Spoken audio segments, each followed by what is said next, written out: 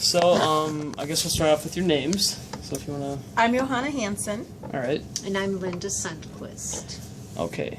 And so, we'd like you to explain the process that the food goes through when it's, like, when people donate it and they check it, and then you guys check it, and then you pack it, and then you sort it.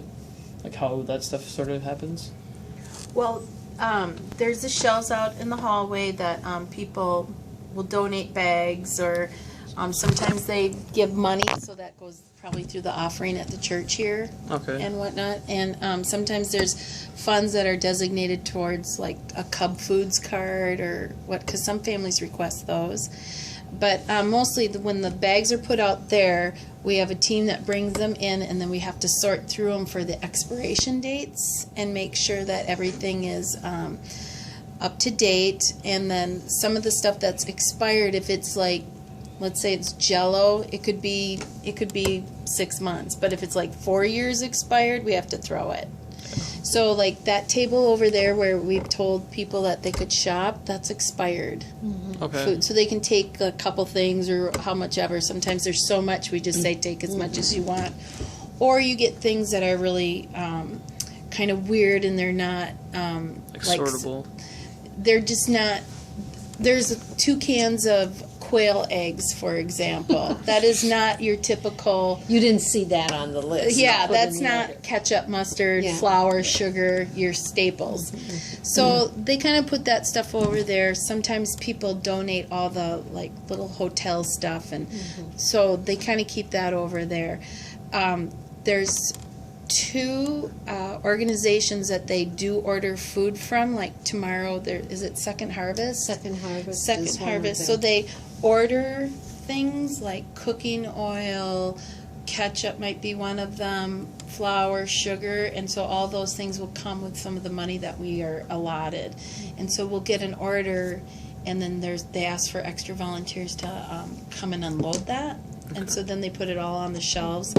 And then the other one is a food. It's like a produce. It's a I can't remember what it's called, but they can order fruit and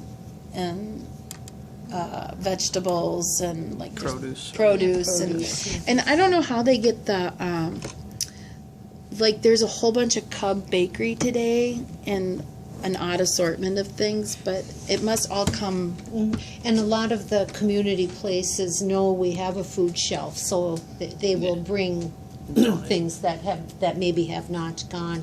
Also, everything that comes in, we have to weigh it. Oh, that's true. Yeah, we have to keep a list of the weight of everything. So when like a Boy Scout order comes in and that whole back hall is just full of food, you have to weigh everything and keep a record of that. It keeps a record of everything to make sure that your program is viable. So like if you're taking in 8,000 pounds of food in a month or whatever, that means that you're a pretty viable site for people to pick up. So this is a good place for a food shelf. I think that's another thing of all the record keeping. They also keep records of how many volunteers and how many hours that they're putting in. And it all gets reported back to 360 communities. Okay. And you can get a lot of stuff off of their website. If you need any information that's got some really, but it's on your memo. Are you recording it? Yeah. It'll be on there. Yeah. But they have a great website, and they do more than that. They also work with like Lewis House and some other organizations.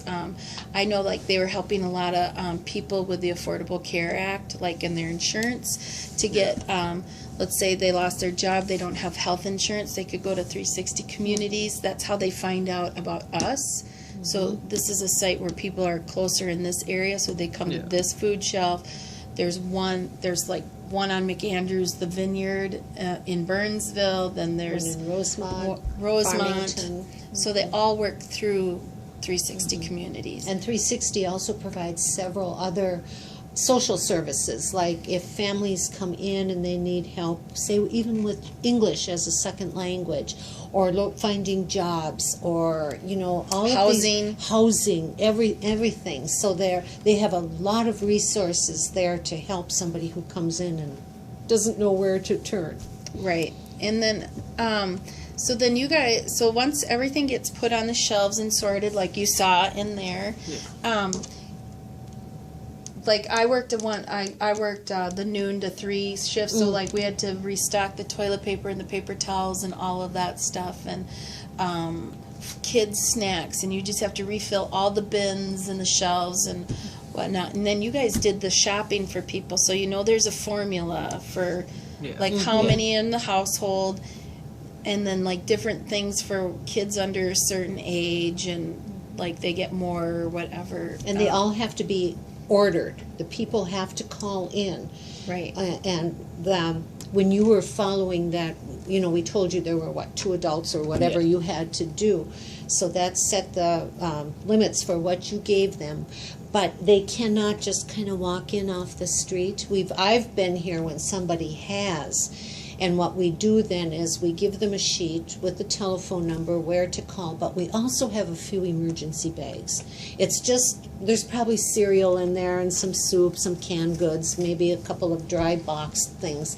But we can at least give them an emergency kit, because we have had some people come in who have to been, just get them through the 2 days till Thursday when they can they can call, Right. and then Thursday would be a pickup day.